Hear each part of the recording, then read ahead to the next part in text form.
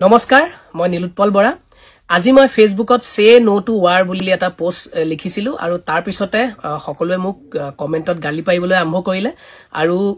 সকলোৰে মনোকষ্ট দেখি মোৰ খুব বেয়া লাগিছে আৰু গতিকে হে মই ভাবিলো মই কি ভাবি পোষ্টটো লিখিছিলো মোৰ মনৰ ভাবখিনি আপোনালোকৰ আগত এবাৰ প্ৰকাশ কৰো আৰু মই যদি ভুল মোৰ যদি চিন্তাখিনি ভুল আপোনালোকে যেন মোক আঙুলিয়াই দিয়ে আজি কেইদিনমান আগত কাশ্মীৰৰ পেহেলগামত যি ঘৃণনীয় ঘটনা হল তাৰ প্ৰত্যুত্তৰ আমি দিবই লাগিব আৰু তাৰ প্ৰত্যুত্তৰ হিচাপে ভাৰতীয় সেনাবাহিনী আৰু ভাৰত চৰকাৰে যি পদক্ষেপ গ্ৰহণ কৰিছে যি মিছন হাতত লৈছে তাত মোৰ পূৰ্ণ সমৰ্থন আছে কোনো এই কথাটো ভুল নবুজিব মোৰ পূৰ্ণ সমৰ্থন আছে আৰু যোৱা কেইদিনত যি পদক্ষেপ আমাৰ সেনাবাহিনীয়ে লৈছে তাক লৈ খুবেই সুখী আৰু মই ধন্যবাদ জনাইছো কিন্তু আজি মই যেটো পোষ্ট লিখিছিলো সে নো টু ওয়াৰ বুলি মই আসলতে খুবেই সংকিত হৈ লিখা এটা পোষ্ট তাত কোনো বিৰোধিতা নাই তাত কোনো পলিটিক্যাল এজেন্ডা নাই মই মনৰ পৰা লিখিছিলো আসলতে মই যোৱা 4-5 দিন ধৰি পাহাৰত আছিলো মই গতিকে মোৰ নেটৱৰ্ক নাছিলে মই গম পোৱা নাছিলো প্ৰতিদিনৰ বাতৰি আৰু মই আজি যেটা পাহাৰৰ পৰা নামি আহিলো মই ফোনটো অন কৰাৰ পিছত যেটা গুটে নিউজ বিলাক পঢ়িলো পঢ়াৰ পিছত মই যে এটা নিউজ পঢ়িলো যে কাশ্মীৰত আমাৰ 15 জন নে 16 জন ভাৰতীয়ৰ মৃত্যু ঘটিছে আৰু তাত 2-3 জন মান শিশু আছে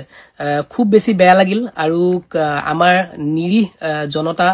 মৃত্যু হোৱাটো কেতিয়াও নিবিচাৰো আৰু এয়া যদি আৰম্ভণি তাৰ পিছত দেখিলো যে 4-5 খন সিটি নৰ্থ ইষ্টৰ হৈতে যে হাই এলাৰ্ট দিয়া আছে আজি মুম্বাই এয়াৰপৰ্টতো দেখিছো হাই এলাৰ্ট দিত হৈছে বোমা আছে বুলি তাত কিবা এটা খবৰ পাইছে গতিকে এই বাতৰিবোৰে আসলতে মোক ইমান সংকিত কৰি তুলিলে যে মই ইমিডিয়েটলি ফোনটো উলিয়াই সে নো টু ওয়াৰ বুলি মই লিখি দিলো আৰু তাৰ মানে এটো নাছিল যে মই ভাৰতক যুদ্ধ কৰিবলৈ মানা কৰিছো বা মই যুদ্ধখনৰ এগেইনষ্ট তেনেকুৱা নহয় কথাটো যে মই ওভাৰঅল এটা শান্তি বিচাৰি কৰবাত শান্তি লাগে নিচিনা অনুভৱ হল সেইবাবে মই লিখিলো আৰু যদি যুদ্ধখন বহুত ডাঙৰ হৈ যায় আগন্তুক 10-15 দিনত আৰু আমি এটা বৰ্তমান সীমান্তৰ পৰা বহুত দূৰত আছো কাৰণে হয়তো আমি হিমান বেছি অনুভৱ কৰিব পৰা নাই যিমান সীমান্তৰ আখেপাখে থকা ৰাইজে ভুগিব লগা হৈছে সেই একেই পৰিস্থিতি যদি আমাৰ চহৰখনত হয় আমাৰ নিজৰ ঘৰখনলৈকে যদি বিয়পি আহে নিজৰ ঘৰৰ আপোন মানুহক যদি আমি যুদ্ধত হেৰুৱাব লগা হয় কেনেকুৱা লাগিব মোৰ সেই বস্তুখিনি আসলতে বহুত বেছি চিন্তা লাগিল আৰু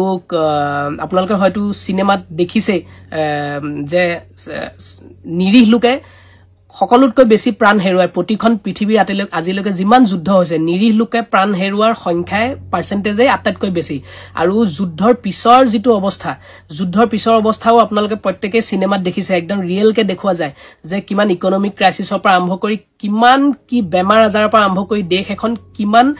পিছুৱাই গুছি যায় বাকি পৃথিৱীতকৈ 3-4 বছৰ 5 বছৰ আমি যোৱা 10 বছৰত আমাৰ নতুন চৰকাৰ অহা পিছত আমাৰ দেশখন কিমান আগবাঢ়িছিল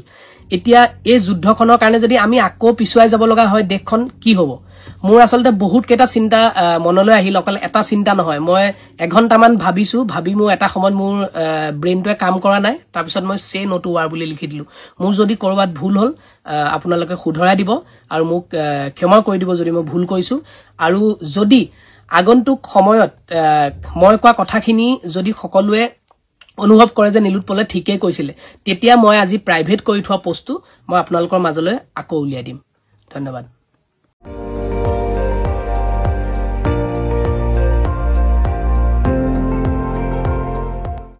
আপুনি চাই আছে ND24 সৰ্বশ্ৰেষ্ঠ নহয় সৰ্বোত্তমৰ দৌৰত